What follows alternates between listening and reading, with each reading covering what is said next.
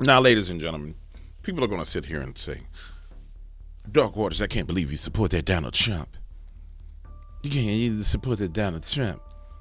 You know, you the coon. You support that Donald Trump, or you retarded. You crazy because you support that Donald Trump. I want you to see what Don had to go say to the World Economic Forum. By the way, you can go see what Joe had to say to the World Economic Forum.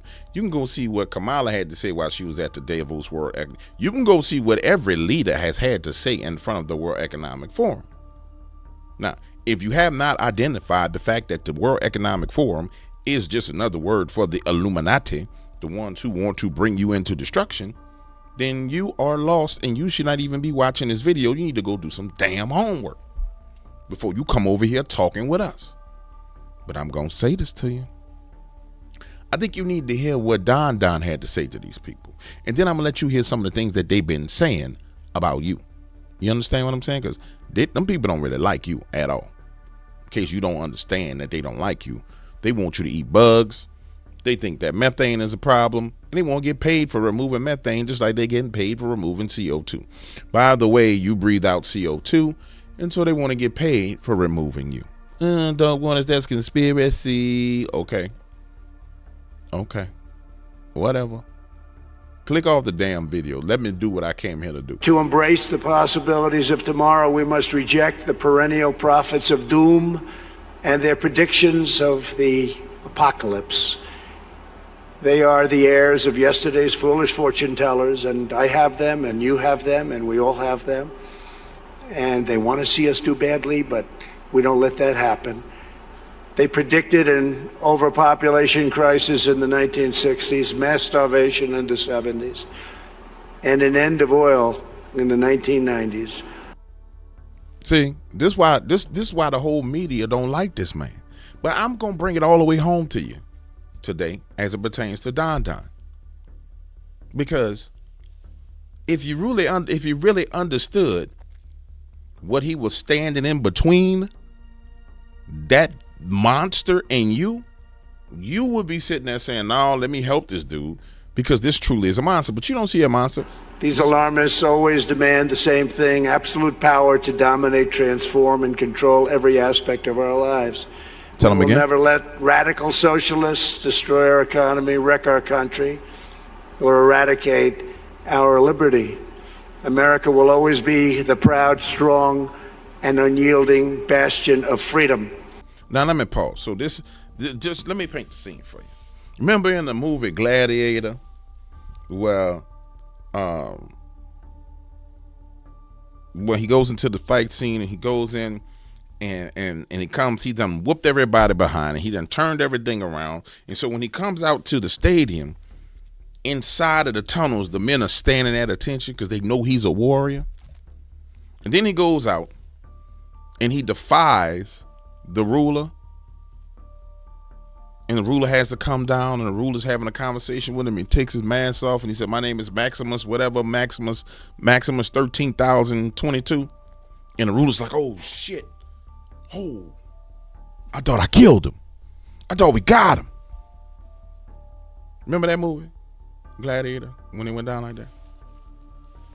This is him walking into the lion's den, where these people sit there and say that we're going to destroy America, we're going to reduce carbon, we're going to have electric cars, we're going to track people. He went into the lion's den where they say all this stuff, and then he tells them, if we compare the world today with the world before we had the COVID pandemics, we find a completely different mood.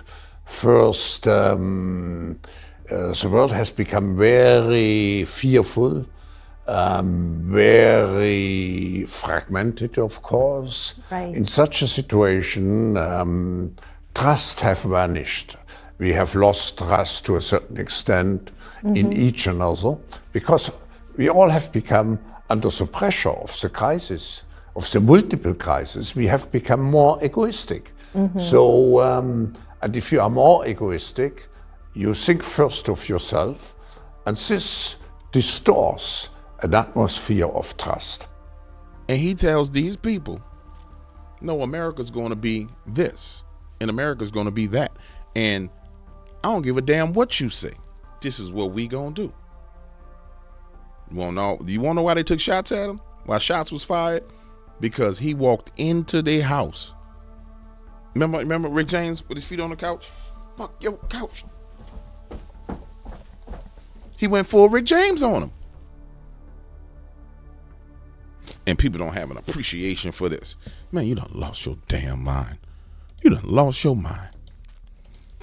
In America, we understand what the pessimists refuse to see, that a growing and vibrant market economy focused on the future lifts the human spirit and excites creativity strong enough to overcome any. Yeah. Don went in there and stepped on their couch. I'm sorry, Don. I don't know what happened, why I did that to you, Don, but it's okay. It's okay, I got you. He went there and stepped on their neck. You understand what I'm saying? Stepped directly on their neck. Don't care. Didn't care nothing about it. But see, here's the next thing. This is the most important thing. You need to see how they feel about the Don getting back into office. Because you know a man by his enemies. And when your enemies is the enemies of humanity, then you know you on the right side. But no, Dark Waters, I don't know if I believe anything you're saying, because my auntie told me that that's not how it works. And because the people on MSNBC say you stupid and you dumb, you don't know nothing. You don't know nothing, Dark Waters. Watch this.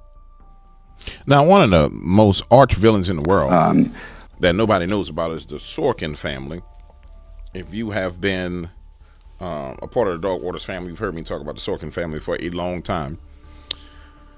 People talk about Bill Gates and George Soros, like Bill Gates, George Soros. Oh my goodness. Understand, there's a lot of versions of those people. The Sorkins are one of them.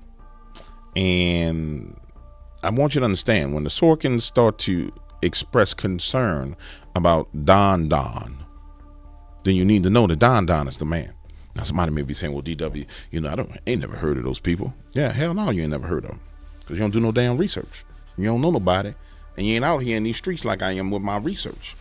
If you was out here with your research, you would know all these things. But I just want you to hear what little Sorky had to say about Don. Just listen to how Sorky. And I want you to pay attention to Sorky's face. Because there's some people that done did some things. They done plotted some things and schemed some things. They might not be around. But I don't think that's the fundamental. I don't think the technology is the fundamental issue in democracy. Democracy is messy. I mean, democracy is about contestation of ideas. It's about plurality. It's about people having different truths, actually. Now, fundamentally, how society lives together civically in those contestations is obviously quite tricky. But I think that if we play too much on this disinformation card, we're taking responsibility away from ourselves to actually create a narrative that inspires people. Did he just admit that they caused up disinformation? In democracy and democratic institutions. And on the institutional part, I think that we can talk about institutions as these abstract things, but institutions are also about people.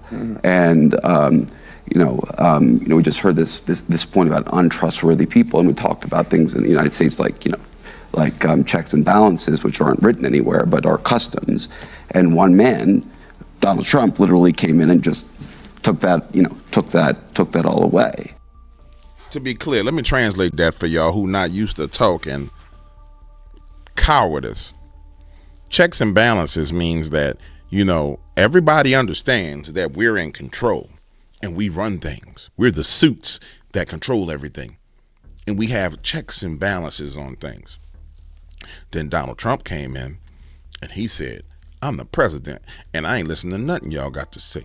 And he's just knocked the damn table over. And so now they're sitting there saying, what do we do if the Don gets back in again. You understand what I'm saying? What do we do if he get back in the office again? But see, if you don't know where to go find your enemy and see what your enemy is saying, then bro, you don't know nothing. But wait. Hold on. This is just Sorkin. Let me switch this out real quick. I want you to hear what this man got. Now, you remember him talking all brolic, right? He talks brolic. Looking like death sitting right there. He ain't got his glasses on. He talks brolic. Remember? You know, this whole idea that you know that there's this free will and there's a God, that is over. Remember him saying that? That same dude that told y'all that. I want y'all to see what he got to say. Watch this. Sorkin is having his little hissy fit, but watch what happened when Homie come up. Watch what he got to say when he started talking about Don. Are you concerned that Trump might be elected again? Sure. I think it's very likely. And if it happens, it is likely to be the kind of like the death blow to what remains of the global order. I was afraid. The death blow of what remains to the global order. The death blow of what remains to the global order. So, but y'all don't want to see the global order have a death blow. For example, some of the black people that listen to me, I ain't voting for Trump. You know, the white man been doing this to me my whole life. The white man, you do realize that the white men that been doing stuff to you for generations are part of the global world order, right? Not the one that they're telling you to dislike. Or somebody said, DW, I can't vote for Trump because, you know, he's abusive to women. You're doing everything that's happening with women's rights right now was plotted and planned out of the depths of destruction from the dark halls of the World Economic Forum, right? The changing images of men, if you just look up the book, see who the author is. So if you understand who the enemy is, do you understand who the good people is and who you got to roll with?